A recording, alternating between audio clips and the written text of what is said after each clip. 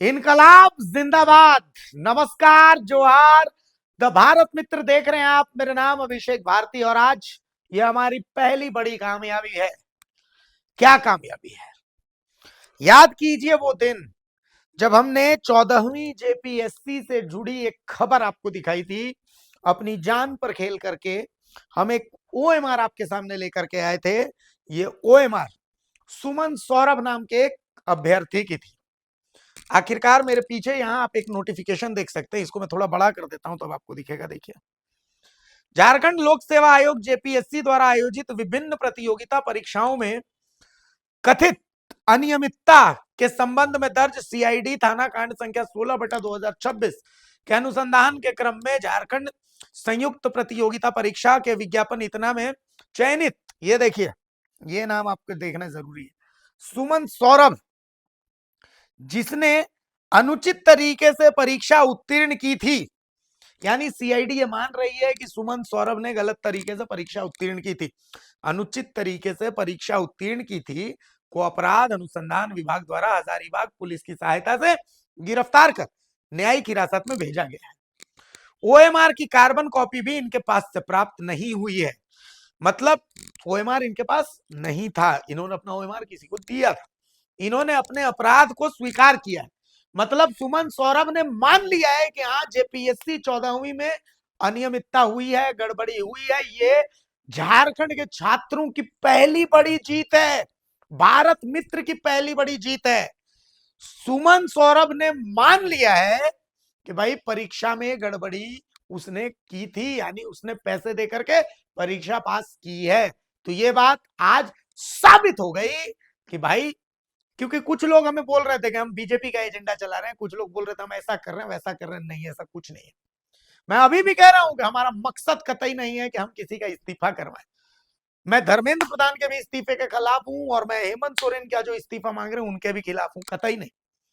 चाहे देश के प्रधानमंत्री हो, वो देश के गार्जियन है, हेमंत सोरेन हमारे गार्जियन है, राज्य के गार्जियन है।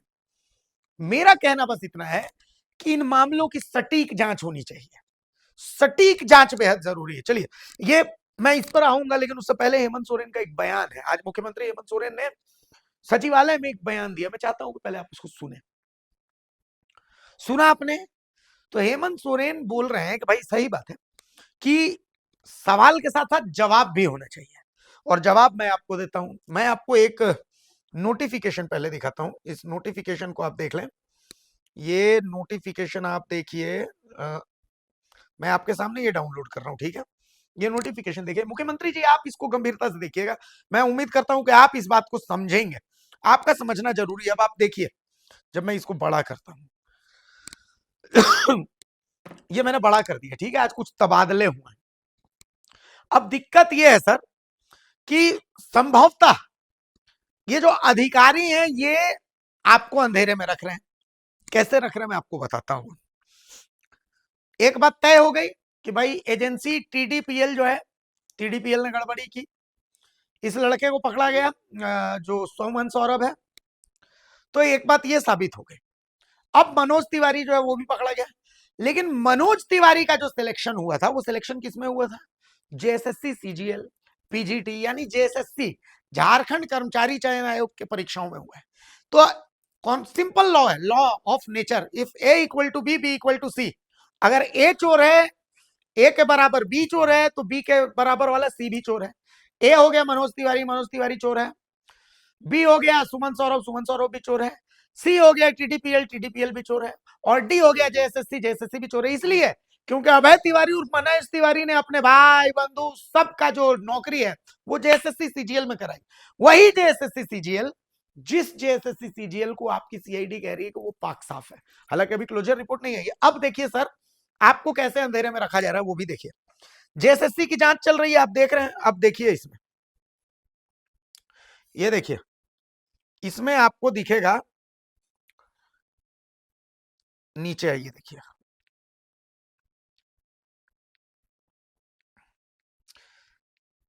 जेएसएससी पर सवाल खड़े हो रहे हैं। अब देखिए इसमें, ये सुधीर लकड़ा, जिसकी जांच चल रही है अभी जेएसएससी की, सुधीर लकड़ा प्रशाखा पदाधिकारी झारखंड कर्मचारी चयन आयोग, ट्रांसफर कर दिया गया इनका।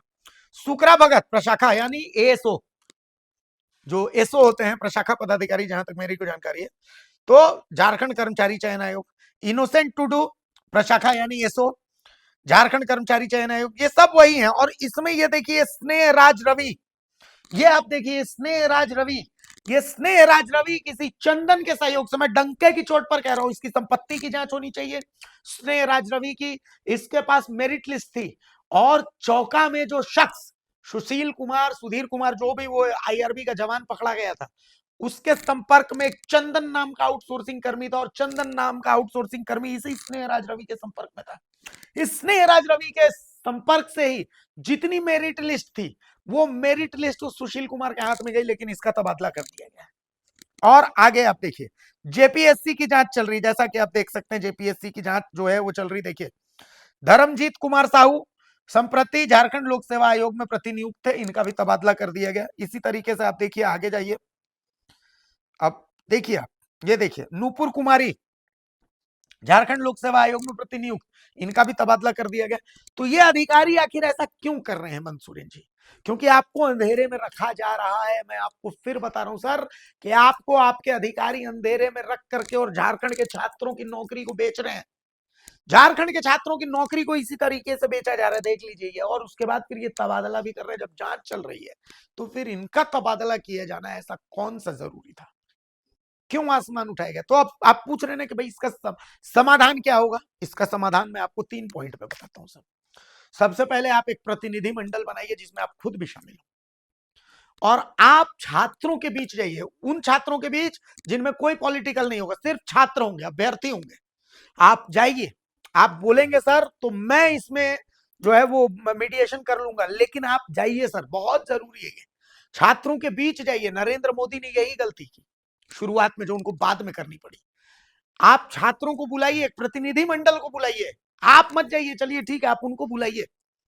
छात्रों को, कोई पॉलिटिकल दल का नहीं होना चाहिए। सब जो है वो मजा लूटने आए हैं। पॉलिटिकल दल वाले छोड़िए, हमें बीजेपी से कोई मोहब्बत नहीं है, हमें जेल कैंप से भी कोई मोहब्बत नहीं, हमें सिर्फ छात्रों के भविष्य से मतलब है। छात्रों के माफ कीजिए, छात्रों के प्रतिनिधि मंडल को बुलाइए, उनसे पूछिए कि उनकी मांगे क्या है, उनकी मांगे क्या है पूछिए। छात्र भी जानते हैं कि सीबीआई को जांच जाएगी 5 साल में, वही दूसरी जेपीएससी वाली स्थिति होगी। ये बीजेपी आज इतना कूद रही है, दूसरी जेपीएससी में क्या हुआ था? किसका शासन था उस समय? तो कौन सा इंसाफ मिल गया? छोड़िए वो सब, ये सब बेकार की बातें हैं। मैं कहता हूं हम सीआईडी से आप जांच करवाइए, कोई बात नहीं, लेकिन एक टाइम बाउंड जांच करवाइए, कितने दिनों में आप रिपोर्ट दे देंगे। और इसमें सबसे बड़ी चीज ये है कि ये पब्लिक डोमेन में होना चाहिए कि इस जांच में क्या हो रहा है, क्या नहीं हो रहा है। छात्रों से बात कीजिए।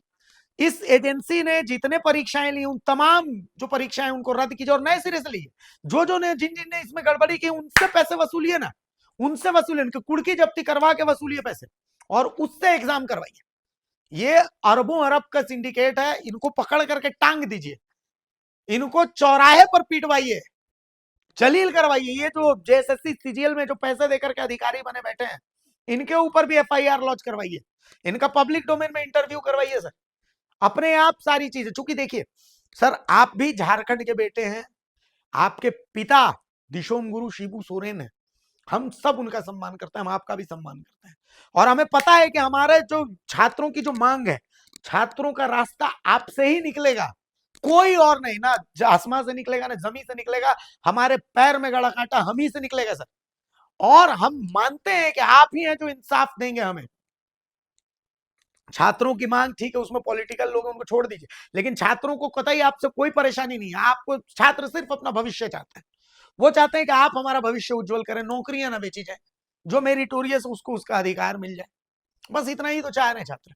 तो प्लीज एक प्रतिनिधि मंडल को बुलाइए, छात्रों के प्रतिनिधि मंडल को बुलाइए, उनसे मिलिए, आप खुद मिलिए, आप खुद मिलिए, आप एक प्रतिनिधि मंडल अपना बनाइए और आप खुद मिलिए, या किसी अपने एक बहुत काबिल मंत्री को जिम्मा, या मंत्री को छोड़ दीजिए, आप आपसे काबिल कोई नहीं है कैबिनेट में, आप ही मिलिए, आप ही मिलिए, आप रहे, कल्पना मैम रहे, और आप लोग मिलिए और मिल करके छात्रों को समझिए कि वो क्या चाह रहे हैं।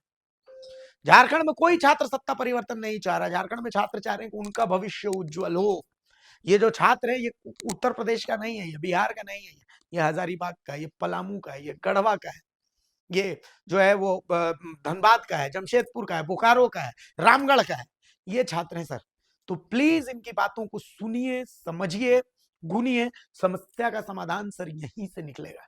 नमस्कार, जोहार। चूंकि ये साबित हो गया है कि जेपीएससी 14वीं में गड़बड़ी हुई और जेपीएससी 14वीं में गड़बड़ी हुई, तो ये भी मान लीजिए कि 11वीं से 13वीं जेपीएससी में भी गड़बड़ी हुई।